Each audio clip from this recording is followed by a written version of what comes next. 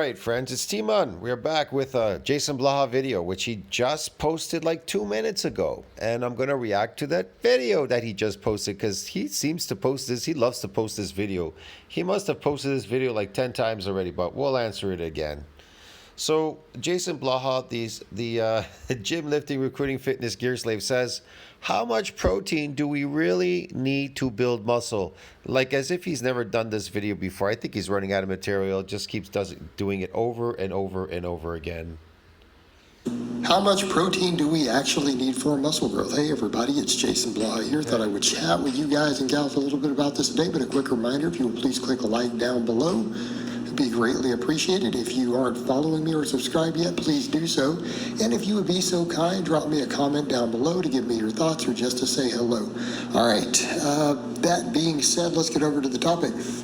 A lot of arguments over the years on this, but this has been pretty heavily looked at in the research. It's pretty well understood.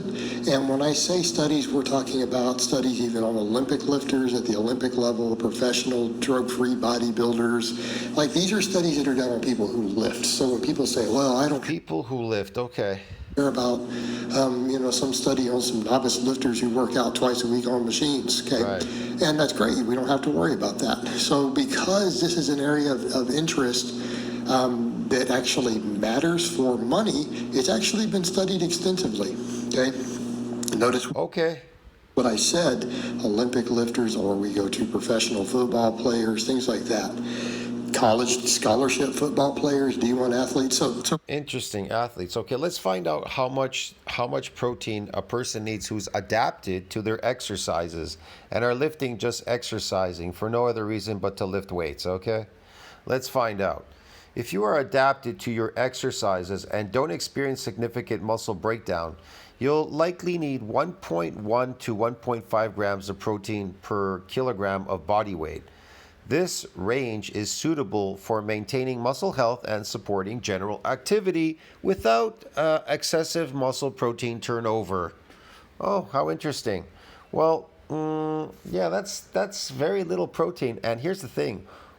I just eat protein. I just eat meat all day. So isn't that not protein? I don't eat carbs or anything. I just eat what I'm supposed to eat naturally. As a carnivore animal, I eat meat and seafood. And seafood is meat too, considered, whatever. So yeah, I just eat animal products. And so what? So I'm supposed to eat 1.1 grams? Is that it per day? Maybe that's it, because maybe I'm only supposed to eat one little steak every day. I don't know. You know what I mean? Maybe I'm supposed to eat like 100-something grams of like protein a day only, like one steak. Okay, whatever. Yeah. What about people? What about people that? Here's another one. Hold on. If you're engaging in regular strength training or other activities that cause muscle micro tears, you generally need 0.8 to 1.2 grams of protein per kilogram of body weight. Well, that's even more interesting because it's even lower on this one. It's even lower on the bar. If you're causing micro tears, you want more protein. That's kind of the opposite. Did you notice how they said if you're adapted to keep you healthy, 1.1 or 1.5. But if you're getting micro tears, it's 0.8 to 1.2. This is just really hilarious, man. Sometimes when you read these things, I think, man, I just don't know where they come up with this, how much grams do you, to build, here's the thing, how much protein do you need if you're building muscle? Well, he's not building muscle, he's adapted. So it says 1.1, 1.5. So if you're actually building muscle, you're getting these micro tears, which Blaha is not. They say 0.8 to 1.2. But I'm curious as to what Blaha is going to say. But anyways, yeah, that's not enough. It's so low here. It's even, this is weird, man. I don't know why it's so low, but whatever. Let's go back to the video.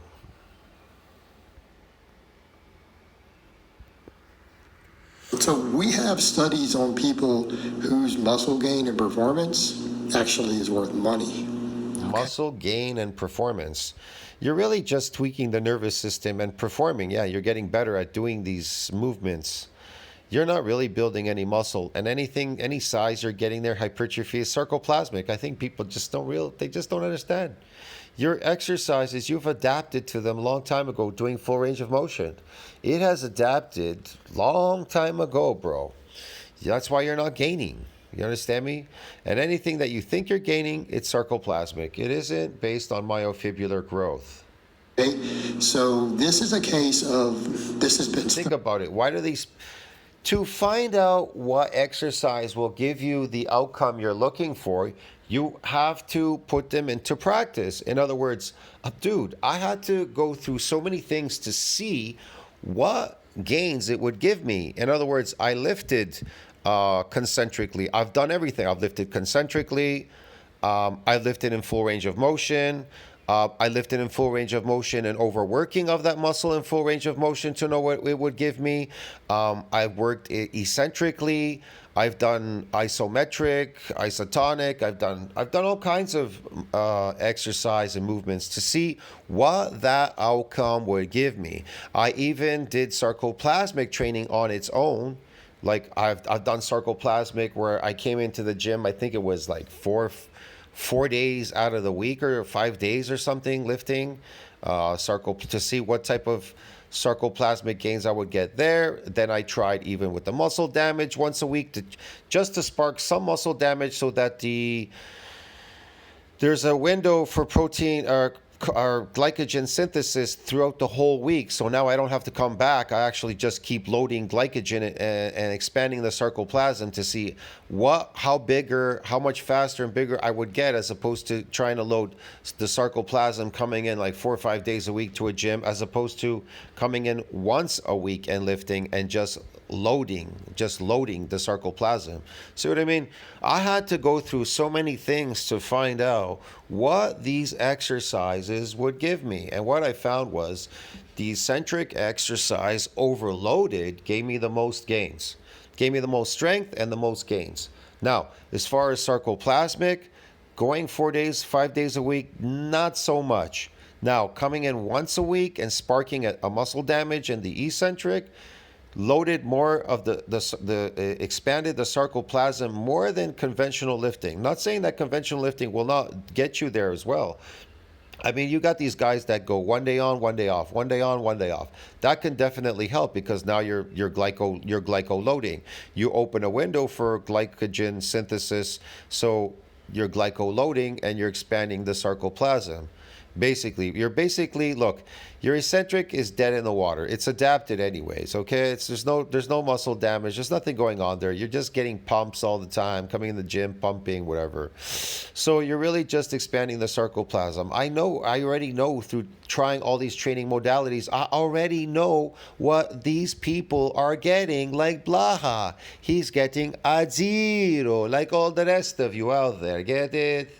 Study pretty closely, because this affects people's money. Like, this is business. Yes. You think Blaha ever did any of those things like I did? I went through all those things. Do you think he actually took the time to go through any of those? No.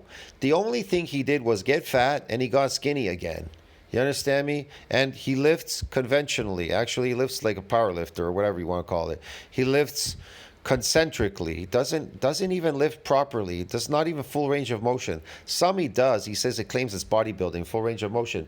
Bodybuilding is not based on full range of motion. I told you, you're adapted. The eccentric is imprisoned by the concentric. It cannot unleash its full power. You understand me? Therefore, it's adapted, dead in the water. So these are things you learn as a lifter. You already figure it out. You go, well, fuck, this isn't working for me. So, man, if I can lift heavier in the eccentric, but I can't lift so heavy in the eccentric if it's confined to the concentric, then what the fuck am I doing here? Get it? You need to question fucking everything, bro. Get it, man?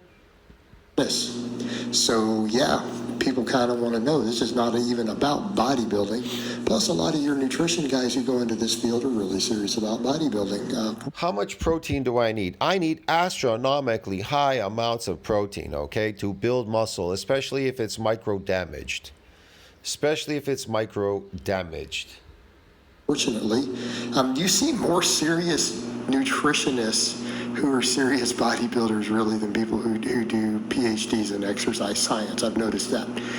Just noting the difference, are more likely to have gains. Just funny observation. No, they're not. They're not, because they're not willing to do the things that other people are willing to do in order to have the things tomorrow that other people will not have. And you're not willing to do that. But that being said, we have good data, and what that data has usually found is at around 1.5 to 1.6 grams per kilogram of body weight. Yeah, I just read that, 1.1 to 1.5 for people that are adapted. The funny part was when they said micro tears 0.8 to whatever it was, 1.2 is ridiculous. How could you be eating less in protein if you have micro tears? You need to be eating astronomically high amounts of protein, especially after a damaging session, because you are in an apoptosis. Christ. You know, and that is a little bit less than that historically recommended 1 gram per pound. But that makes sense, because it doesn't make sense that it would just... No, it's 1 gram per kilo. That's what it says, per kilogram, not pound. He's wrong. So happen to be that the ideal amounts would be exactly 1 gram per pound of body weight, right? No, it says 1.1 grams per kilo. That's what it says, okay? Per kilogram. That's what they tell you in science. But that was just always a loose estimation. And, you know, where did people come up with that original number? Just observation, right? I love this. How did they come up with that number? He says observation. Observation of what? You mean they put it to the test? Did you ever put it to the test, Blaha? See, I've put these things to the test, so I already know what I'm going to get. Do you know what you're going to get? They made that observation, you know, like 50, 60 years ago that, yeah, you know, if I get about 1 gram of protein per pound of body weight, we seem to make a little better muscle gains. This is where we make... Well, let me get this straight. If you just eat a little bit more of these, whatever, a couple of grams per body weight extra protein, you're going to get muscle gains. Muscle doesn't grow just because you ate protein. If there's no micro damage, there's no growth. What is Blaha talking about? There is no growth if there's no micro damage, okay? It's right. You want to fucking bring it up in science again? Do I have to keep fucking educating you, dude? Like, what's the matter with you, man? Muscles, they don't just magically grow myofibrillars because you ate some fucking protein. If that was true, then you wouldn't have to lift weights. Blaha says if you eat a couple of extra kilos of protein, you're going to build muscle. So then what are you lifting weights for then? What is the purpose? He just said, if you eat fucking protein, if all these asshole people eat fucking more protein, the assholes are going to build more myofibrillar growth. That's what he says. So why the fuck does anybody need to lift a goddamn fucking weight in a gym? Good gains at, right? That's just what they noted, you know, right around that range. Yeah, that's what they fucking noted. They noted, or they experimented. They opened it up and found out that their muscle was growing because they just ate a couple extra grams of protein. What the fuck are you talking about? Not very scientific, but there's observation, and then here's what turns out. You go look at the research. This. It's very scientific. It's observation. What were they observing? Did they shrink? Did they grow? What the fuck? The really deep research is conducted 50 years later, and what did they find? What did they find? That number wasn't far off. Okay, so the old timers. What did they find, dude? Lifting world, who kind of noted, yeah, that seems to be kind of about the sweet spot. They overshot it by, you know, about 15-20%. The sweet spot for magically building myofibrillar growth without damage. You just have to increase the protein, and bam, magically it's going to grow out of thin air.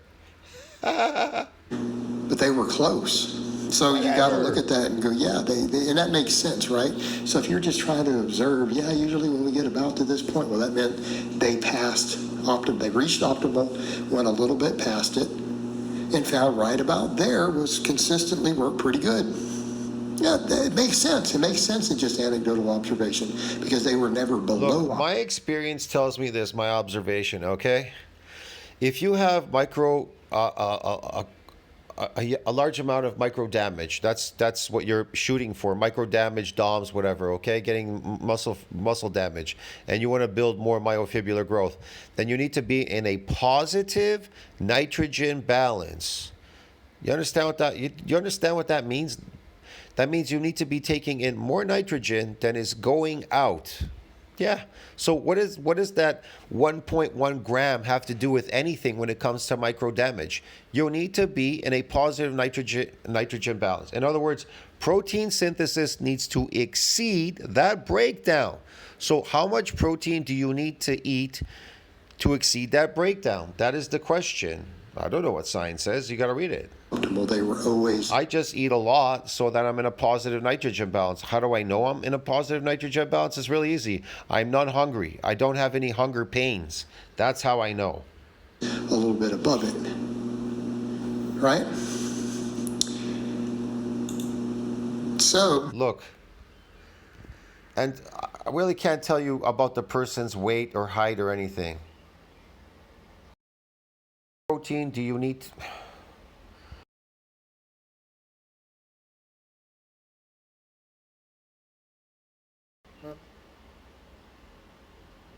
To build muscle, you need to consume more protein than your body breaks down. A general guideline is to aim for 1.2 to 1.6 grams of protein per kilo. He keeps saying per pound. I'm telling you, science always says kilo. They say kilograms of body weight per day.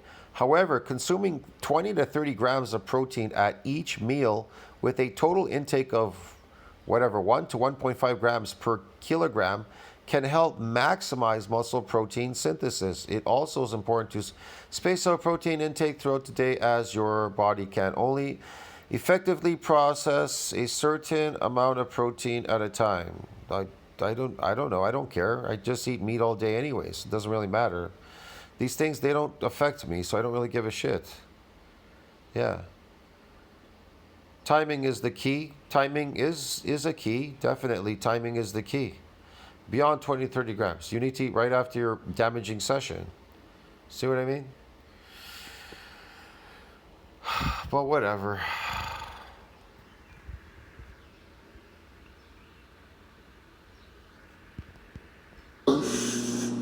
Again,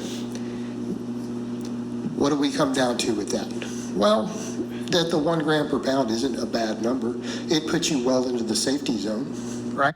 Yeah, I guess so. It's like when Blaha says, BCAAs, they don't work. These supplements, they don't work. Yeah, they don't work if you don't have any muscle damage. If there's no micro tears, nothing to repair and remodel, these supplements, they don't work. You understand me? They don't work if there's no level of damage for them to do something. And look at Blaha. He's an exercise guy. He's not damaging. He doesn't damage his muscles. You understand me? So the supplements, they don't work on him. That's why he's upset and he says they're fake. The supplements are fake because they don't build us muscles. But nothing builds you muscles. The protein is not building your muscles, nothing. Because if that was true, then lift and eat protein and see if it builds muscles. Stop eating these carbohydrates. I told you before in my videos. Stop eating your slave food, crappy ass diet, right? That blows up the sarcoplasm. Just eat protein and lift fucking weights and see if they fucking magically build muscle. And guess what? You could be in for a big surprise. No matter how much protein you eat and you lift conventionally like this asshole, get it? You're gonna not build jack shit. That's what you're gonna discover. All right? That's what you're gonna discover. You're gonna discover that you're not building jack shit. And I don't think you can go wrong there. But keeping in mind the data shows that you can get away with about 20% less than that and still see absolutely optimal muscle growth. Okay? Now, that being... You can get away with this small amount of protein and you'll see optimal muscle growth. Really? You'll see optimal muscle growth what? In muscle micro tears? Or you're adapted to your exercises and there's no muscle micro tears? See what I mean? He's stupid. He's not built... Protein is not building anything without any muscle micro tears. Said, whatever. That being said, guess what? Yeah, what?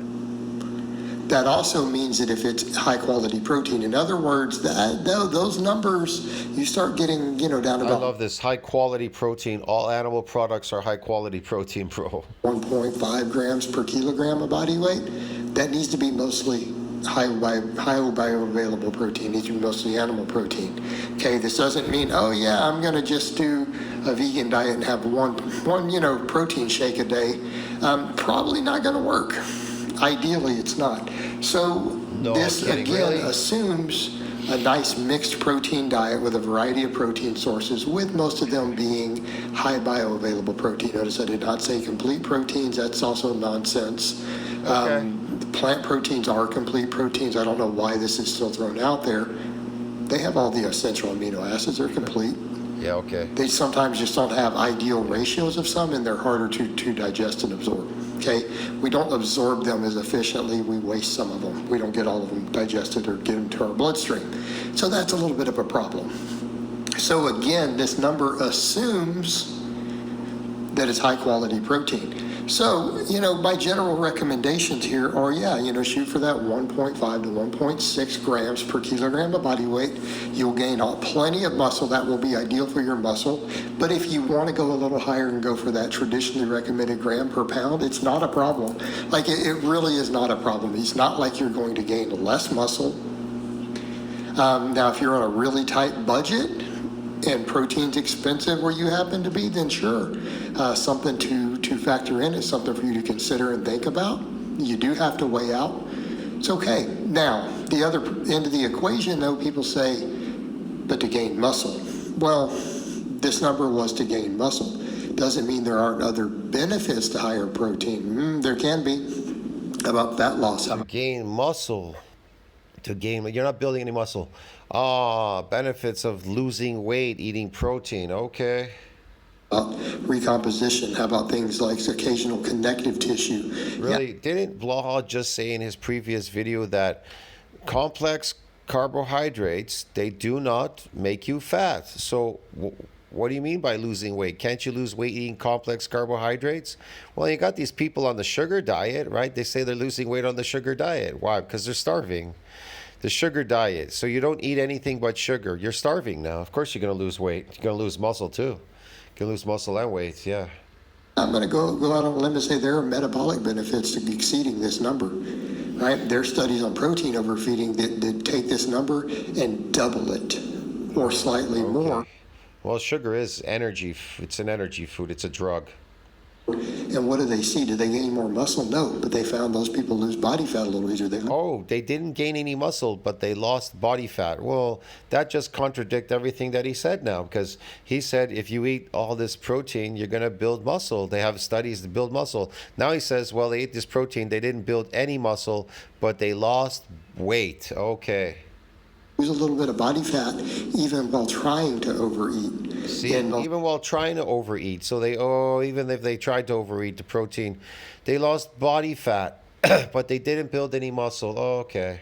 So the studies that have looked at that, well, actually all of them, because there's only been a couple studies, they're pretty consistent. Could we make the case for slightly older lifters? You're getting middle-aged, absorbing a little less protein? Yeah, you may want to think.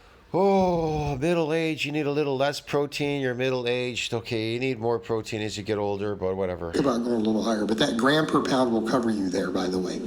So again, makes a little more sense there. Okay, so there are situations like that. What about if you have a minor injury?